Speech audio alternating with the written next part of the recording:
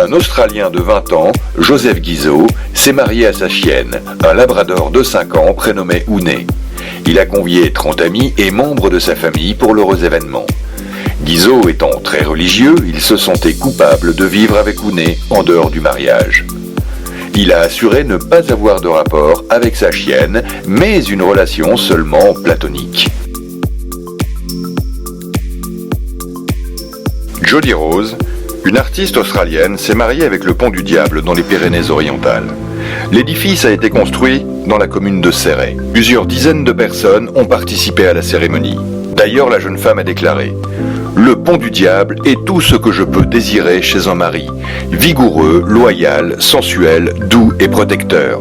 Il est fort et silencieux. Il a aussi la longévité de son arche dressée depuis 600 ans et qui se dressera encore 600 ans. » Néanmoins, la jeune femme n'a pas précisé où elle comptait passer sa lune de miel avec son nouveau mari. Elja Moher, une Suédoise de 54 ans, est tombée amoureuse du mur de Berlin lorsqu'elle avait 7 ans. Elle l'a vu pour la première fois à la télévision et a commencé à collectionner les photos. Elle a d'ailleurs fait des voyages en Allemagne pendant 29 ans pour rendre visite à son amoureux.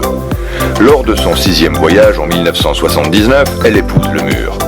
Elle déclare qu'elle le trouve très long et mince, avec des lignes horizontales très sexy. Elle rajoute également que la Grande Muraille de Chine est très attrayante, mais trop épaisse. Elle préfère définitivement son mari. Lors de la destruction du mur en 1989, elle vit un cauchemar. Ce qu'ils ont fait est abominable. Ils ont mutilé mon mari. Elle aurait cependant trouvé réconfort auprès d'une clôture près de sa maison. Les médecins ont déclaré qu'elle était atteinte d'objectum sexuel, ce qui signifie qu'elle éprouverait des sentiments amoureux pour les objets inanimés. Une Britannique de 27 ans prénommée Amanda Whittaker vit une passion amoureuse pour la Statue de la Liberté. Elle a acheté des centaines de statuettes miniatures et a traversé plusieurs fois l'Atlantique pour caresser les cheveux de sa bien-aimée. Elle aurait même réussi à se pencher depuis une fenêtre pour l'embrasser. Elle a admis que c'était sa maîtresse à distance. Elle l'a ainsi surnommée Libby et elle aimerait devenir sa femme un jour.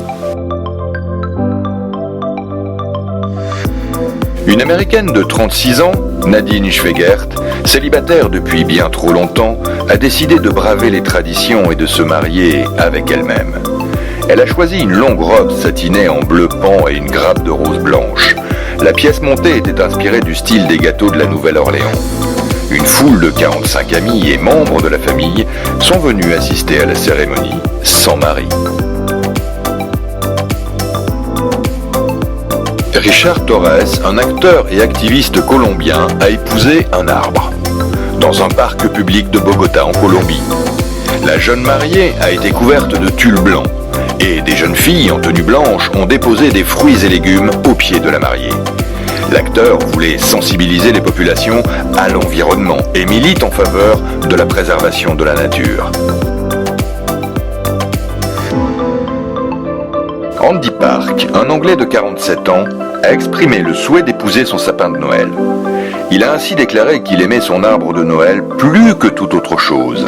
Le seul problème semble être de trouver un prélat qui veuille bien célébrer la cérémonie.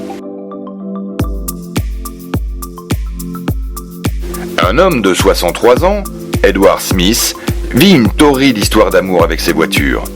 Il aurait ainsi fait l'amour avec au moins 1000 automobiles, dont des Jaguars et des Ford Mustang. Sa sexualité hors du commun se nomme mécaphile. Il aurait même eu un rapport sexuel avec un petit hélicoptère d'attaque. Mais l'amour de sa vie restera Vanilla, sa coccinelle Volkswagen, avec laquelle il aurait perdu sa virginité en 1965. Une grand-mère de 72 ans, Pearl Carter, est tombée amoureuse de son petit-fils, Phil Bailey, âgé de seulement 26 ans. Elle aimerait avoir un enfant avec lui et pour cela veut utiliser toutes ses économies. Une somme de 40 500 € pour trouver une mère de substitution qui pourra porter l'enfant. Quand elle avait 18 ans, Pearl est tombée enceinte par accident. Elle a accouché d'une fille, Lynette, qu'elle a fait adopter par la suite. Lynette a eu un fils, Phil. Celui-ci a contacté sa grand-mère quand sa mère est décédée. Ils sont alors tombés amoureux.